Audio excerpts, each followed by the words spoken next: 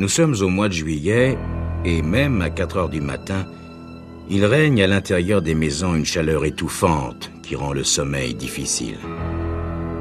Dehors, l'air est plus frais et, par moments, une brise légère venue de la rivière souffle sur les habitations modestes du quartier Est. Baignant dans le clair de lune, un homme, courbé dans son jardin, creuse la terre lentement, méthodiquement, comme quelqu'un qui est habitué à travailler de ses mains. Il y a déjà un certain temps qu'il creuse ainsi, et lorsqu'il secoue la tête, la sueur qui ruisselle de son front tombe sur la terre fraîchement labourée. Mais il ne s'arrête pas. Son large dos se courbe et se redresse pour se courber et se redresser de nouveau en cadence. Il ne sait pas si c'est la chaleur qu'il fait transpirer ou les tiraillements qu'il ressent à l'estomac. Probablement les deux. L'homme est si absorbé par son travail qu'il ne s'aperçoit pas qu'on l'observe. Du moins, s'il s'en aperçoit, il n'en laisse rien paraître.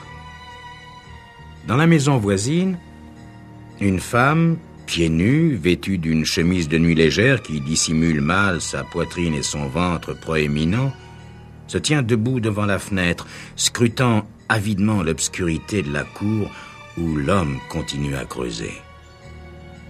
Derrière elle, les ressorts du lit grincent. « Bon sang, Anna, qu'est-ce qui te prend ?» marmonne son mari d'une voix ensommeillée. « C'est Jensen, Stan !» répond la femme très excitée d'avoir enfin quelqu'un à qui parler. « Il est là, dehors, à bêcher et à rebêcher dans sa cour. Je vois pas exactement ce qu'il bêche, mais en tout cas, c'est ce qu'il fait, c'est certain. Mais qu'est-ce qui lui prend de bêcher à 4 heures du matin? Je me le demande. » « Laisse-le bêcher et viens te coucher. »« Pourtant, paraît qu'il est si malade, » poursuit Anna d'un ton perplexe. « Comment est-ce que sa femme peut bien le laisser bêcher comme ça dans l'état où il est ?» Anna retourne se coucher à contre-cœur. Ce serait bien plus intéressant de rester à la fenêtre pour tâcher de voir ce que fait Jensen. Peut-être que... Il doit avoir quelque chose à enterrer pour creuser comme ça, dit-elle, précisant tout haut sa pensée. Qu'est-ce que t'en penses, Stan? Son mari ne répond rien. Il a dû s'endormir. Mais comment peut-on bien dormir par une chaleur pareille, avec le bruit de cette bêche dans la cour d'à côté? Jensen a quand même du toupet d'empêcher d'honnêtes travailleurs de dormir alors qu'il a toutes ses journées pour creuser son trou.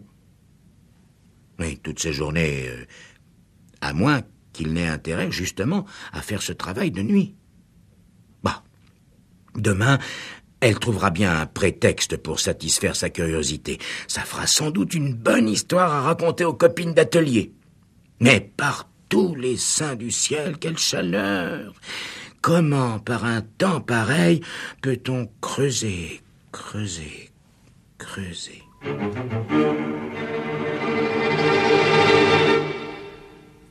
Il suffit, songe le sergent Mulan, qu'un brave homme se mette à bêcher son jardin pour que toutes les commères du voisinage se déchaînent, si le hasard veut que sa femme soit absente au même moment.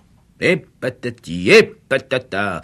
En un rien de temps, elles se sont inventées toute une histoire. Il a tué sa femme, il l'a enterrée, et le malheureux est bon pour la chaise électrique. Naturellement, Mulan se rendra quand même sur place pour enquêter, mais ce sera encore une après-midi de perdu. Mulan est un homme grand et paisible. Il appartient depuis 20 ans à la police de Danbury, où il a débuté comme jeune recrue dans le quartier Est. Ce quartier est le plus populeux de la petite ville. Il est constitué de modestes maisons qui entourent une énorme fabrique de chaussures dans laquelle travaillent tous les hommes et presque toutes les femmes du quartier. Les habitants sont pour la plupart des étrangers de naissance ou des Américains de fraîche date qui ne connaissent d'autre métier que la cordonnerie. Pour sa part, le sergent Mulan n'éprouve que respect et sympathie envers les habitants du quartier Est. Certes, il se rencontre bien parmi eux quelques brebis galeuses. Les bagarres au cabaret sont assez fréquentes et on déplore de temps à autre un crime passionnel. Mais dans l'ensemble, ces gens sont honnêtes, travailleurs, respectueux de la loi et de l'autorité. De plus, chaque famille semble mettre un point d'honneur à entretenir son petit lopin de terre, si modeste soit-il. Le gazon, les fleurs, les légumes sont si bien mis en valeur qu'on remarque à peine combien les maisons sont petites et mal construites. En temps normal, Mulan n'aurait rien objecté à ce déplacement qui lui semble parfaitement inutile, mais qui procède de la routine. Qui peut jamais assurer qu'un petit fait, anodin en apparence, ne puisse entraîner des conséquences imprévues? Aujourd'hui, cependant, Mulan préférerait ne pas avoir à bouger. La chaleur est insupportable et voilà 10 jours que ça dure. Il se repent d'avoir promis à Anna Novak de se livrer à une enquête immédiate sur les faits qu'elle lui a rapportés.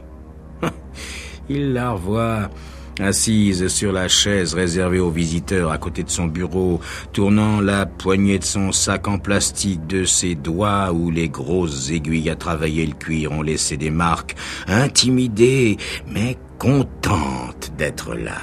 « J'avais un peu peur de venir toute seule, sergent, » lui a-t-elle expliqué. Mais les autres filles à l'atelier ont trouvé ça bizarre que Jensen bêche son jardin en plein milieu de la nuit et puis sa femme qui avait disparu et tout. Alors elles m'ont dit que je devrais aller vous trouver et que vous sauriez ce qu'il fallait faire. Vous avez bien fait de venir, Anna. Donc vous avez entendu quelqu'un creuser la terre dans la cour à côté vers 4 heures du matin mardi dernier. Votre mari et vous étiez endormis, mais le bruit vous a réveillé et vous vous êtes levé pour aller à la fenêtre. Et vous avez vu votre voisin, Jensen, en train de bêcher. Oui, c'était bien Jensen, sergent.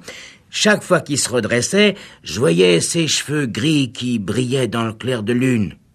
Il y avait de quoi avoir la chair de poule, de voir cette bêche s'abaisser et se relever, et de penser que la pauvre Mme Jensen... Sans achever sa phrase, Anna se met à rouler des yeux effarés. Le lendemain, en rentrant de votre travail, vous êtes allé sonner chez les Jensen et comme personne ne venait vous ouvrir, vous êtes passé par derrière et là, vous avez trouvé Jensen assis dans un fauteuil en train d'admirer une plate-bande de géranium. Oui, sergent. Et ça m'a surprise parce que j'avais jamais vu encore de fleurs dans leur jardin. Et vous avez pris des nouvelles de Madame Jensen? Oui. Et d'abord, il m'a même pas répondu. Non, il restait là avec un sourire bête à contempler ses géraniums. Et puis, elle est partie, qui m'a dit. Kate, elle est partie, et elle reviendra pas. Et il n'a pas voulu vous dire où elle est allée? J'ai pas pu lui tirer un mot de plus, sergent. Il est resté assis à se balancer en souriant et en regardant ses géraniums bien alignés, là, tout joliment, comme sur une tombe. Vous avez bien fait de venir, Anna, dit alors Mulan.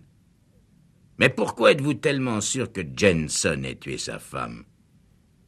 Vous dites que c'est un homme doux et résigné qui, ayant subi récemment une grave opération, ne peut plus travailler et, semble-t-il, n'en a plus pour très longtemps à vivre.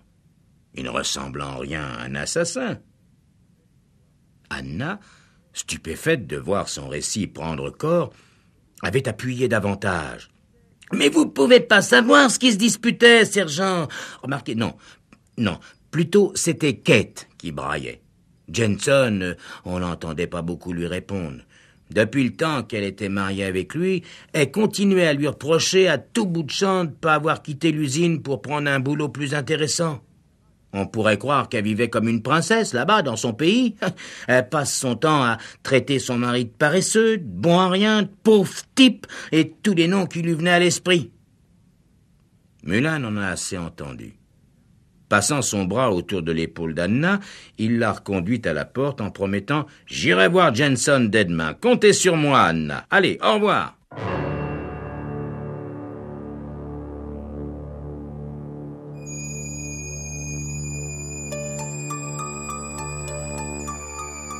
Que va découvrir le sergent Mulan en enquêtant?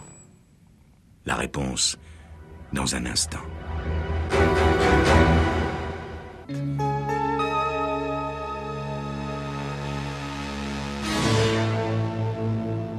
« 17 Fenton Street. Mulan est arrivé. La maison devant laquelle il arrête sa voiture ressemble à toutes les autres maisons du quartier, construites hâtivement et à peu de frais. Mulan note pourtant une différence. La peinture de cette maison-ci s'est depuis longtemps écaillée, découvrant le bois d'un gris verdâtre. Les marches du perron sont branlantes et la cour n'est pas entretenue. Le sergent attend un moment, mais comme personne ne répond à son coup de sonnette, il redescend les marches et suit la petite allée conduisant derrière la maison. Il débouche ainsi sur une véranda délabrée.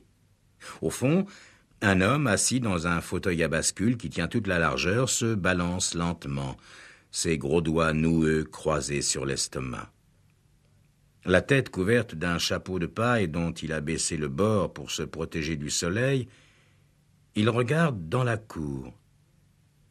Toute son attention semble concentrée sur un massif de fleurs d'1,50 m sur 2 environ, qui se détache bizarrement sur un arrière-plan de mauvaises herbes et une barrière de bois à demi pourrie. Des fleurs, les unes d'un rouge vif, les autres rose tendre, s'épanouissent dans le sol fraîchement arrosé. Quand Mulan s'approche, l'homme, sans empressement, détourne son regard des géraniums pour le poser sur lui. Le policier est frappé de constater à quel point il paraît malade. « Vous venez au sujet de Kate ?» dit tranquillement Jensen. « Oui, » répond Mulan. « On n'en a pas pour longtemps, n'est-ce pas ?» répond le vieil homme qui s'arrache avec un soupir la contemplation de ses fleurs. « Venez, entrons dans la maison, il y fait plus frais. » Mulan suit Jensen dans la cuisine où règne une odeur de renfermé et s'assoit sur une chaise qui fait entendre sous son poids un craquement inquiétant. La pièce est petite, des rideaux crasseux pendent de guingois à la fenêtre, le lino usé est couvert de poussière. Mulan remarque sur une petite table un flacon muni d'une étiquette portant l'adresse d'un dispensaire et cette indication « 2 comprimés 4 fois par jour, si nécessaire ». Jensen a suivi son regard. « Ah, c'est pour calmer mes douleurs d'estomac. Toutes les semaines, je vais voir le docteur au dispensaire pour qu'il m'en ordonne. Il faut d'ailleurs que j'y retourne aujourd'hui. » Après un silence, il reprend, pesant ses mots comme quelqu'un qui n'a guère l'habitude de parler. « C'est la semaine dernière, pendant que j'étais là-bas, que Kate est partie. Quand je suis rentré à la maison, elle n'était plus là. Notre valise a disparu aussi, et ses vêtements avec. J'ignore où elle est. »« Elle ne vous a donc laissé aucun message ?» s'informe Mulan. « Aucun. Elle me menaçait tout le temps de partir, mais je la croyais pas. Elle le répétait si souvent. »« Voyons, pourquoi votre femme voulait-elle vous quitter ?»« Parce que je touche pas grand-chose depuis que je peux plus travailler. Et elle pouvait pas supporter de me voir dépenser de l'argent pour mes fleurs. Oh, je lui en veux pas. C'est moi le fautif. Elle méritait bien mieux que ce que je pouvais lui donner. C'était une jolie fille, vous savez, quand elle est arrivée de son pays et que je l'ai mariée. Elle a toujours eu la langue bien pendue, ça oui, mais Dieu qu'elle était jolie. Beaucoup trop bien pour un type comme moi. Elle voulait toujours que je quitte l'usine pour faire un métier plus intéressant. Moi, j'aurais bien aimé lui faire plaisir, mais De quel travail est-ce que je suis capable, en dehors de tanner les peaux? Il passe sa langue sur ses lèvres desséchées. Parler lui demande manifestement un effort. Comme Mulan ne répond rien, il poursuit. Alors, quand elle s'est rendue compte que je pouvais pas abandonner l'usine, Kate s'est mise à économiser sou à sou pour pouvoir retourner au pays. J'avais même plus droit à une bière en rentrant du travail. Les amis, pas question de les recevoir, ça coûtait trop cher. Pas d'argent à dépenser non plus pour la maison. Ça me gênait pas beaucoup. Moi, sauf que j'avais un peu honte vis-à-vis des voisins. D'ailleurs, vous savez, Kate n'a jamais été une bonne ménagère. Moi, je faisais de mon mieux pour entretenir le jardin, mais c'est dur quand on n'a pas un sou pour faire pousser des légumes ou des fleurs. Elle lésinait surtout. Elle était jamais contente. Moi, j'avais fini par oublier la raison qui la poussait à économiser. Et puis, je suis tombé malade. Jensen se tait un moment, la main posée sur son estomac. Le toubib m'a ouvert et il m'a recousu. Je suis pas très malin, voyez-vous, mais j'ai bien compris que j'allais pas tarder à mourir.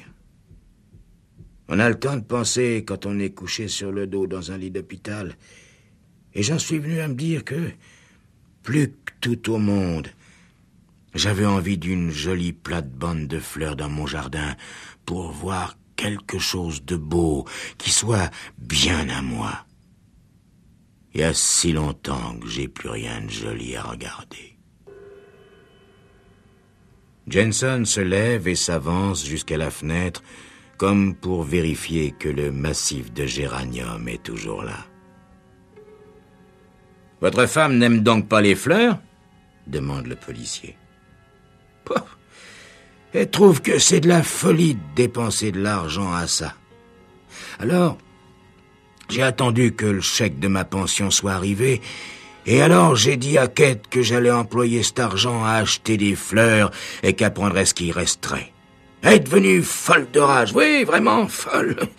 Mais pour la première fois, je lui ai tenu tête. Je lui ai dit, depuis 15 ans, c'est toi qui commandes ici, maintenant c'est mon tour. Elle a bien vu que je pensais ce que je disais parce que tout ce qu'elle a trouvé à répondre, c'est que si je faisais ça, elle s'en irait. Avez-vous une idée de l'endroit où elle est allée? Non, aucune. Son départ ne paraît pas vous gêner beaucoup. Vous l'avez même pas signalé à la police. Jensen le regarde droit dans les yeux avant de répondre. Je suis pas du tout pressé de la voir revenir, sergent. Je regrette, Jensen, dit Mulan en repoussant sa chaise, mais vos voisins ont l'impression qu'il est arrivé malheur à votre femme. Puisque vous ne pouvez pas me dire où elle se trouve, je vais être obligé de fouiller la maison. Il se rend compte au même moment que le vieillard doit être en proie à de violentes douleurs, car son visage ruisselle de sueur et de ses deux mains, il s'agrippe l'estomac. « Qu'y a-t-il, Jensen? Asseyez-vous. Voulez-vous un peu d'eau pour prendre vos pilules? »« Non, ça va passer, sergent, ça va passer. Ne vous occupez pas de moi. » Au bout d'un moment, comme le vieil homme paraît se sentir mieux, Mulan entreprend une fouille en règle de la maison, de la cave au grenier. Il se sent un peu ridicule de procéder de la sorte.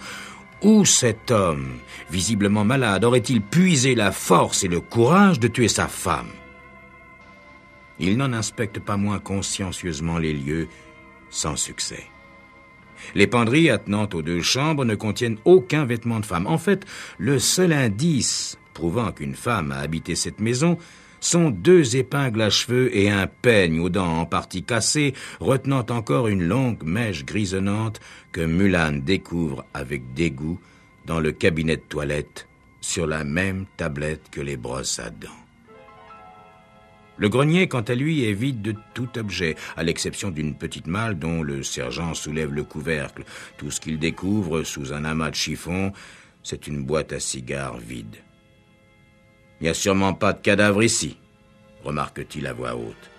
D'ailleurs, dans la chaleur étouffante du grenier, un cadavre vieux de 8 jours dégagerait une odeur nauséabonde qu'il ferait repérer aussitôt.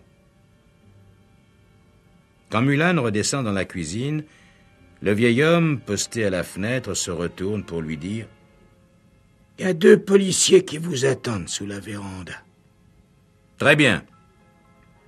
Je n'ai rien trouvé d'anormal dans la maison, Jensen. Il ne me reste plus qu'un endroit à fouiller, ensuite je m'en irai. »« Ah oui? Lequel? »« La plate-bande de fleurs. »« Non! Non !» s'écrie le vieil homme. « Je vous promets qu'on enlèvera vos géraniums avec le plus grand soin, Jensen. Vous n'aurez plus qu'à les replanter après notre départ. » Après un bon quart d'heure de discussion, les policiers peuvent enfin procéder librement à cette dernière fouille. Ils creusent ainsi une demi-heure durant, sans succès. Contemplant le trou béant, Mulan semble soulagé. « Pouvez-vous me dire, monsieur Jensen, pourquoi vous avez attendu 4 heures du matin pour bêcher votre jardin ?» demande-t-il encore au moment de partir. « Parce qu'il fait plus frais à cette heure-là, » répond le vieil homme qui, pour la première fois, sourit.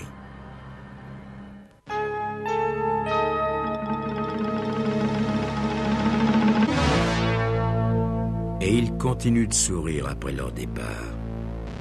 Tout à l'heure, il ira au dispensaire chercher ses pilules. Il n'en reste que 2 dans le flacon. Ce soir, il lui en faudra 16. Sa ration de 2 jours.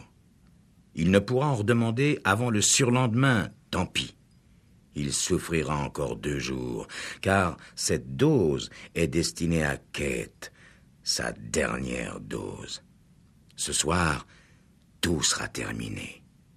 Depuis une semaine, il tient sa femme droguée, ligotée, bâillonnée derrière une des planches mal assujetties du grenier. Il va enfin pouvoir la tuer sans risque.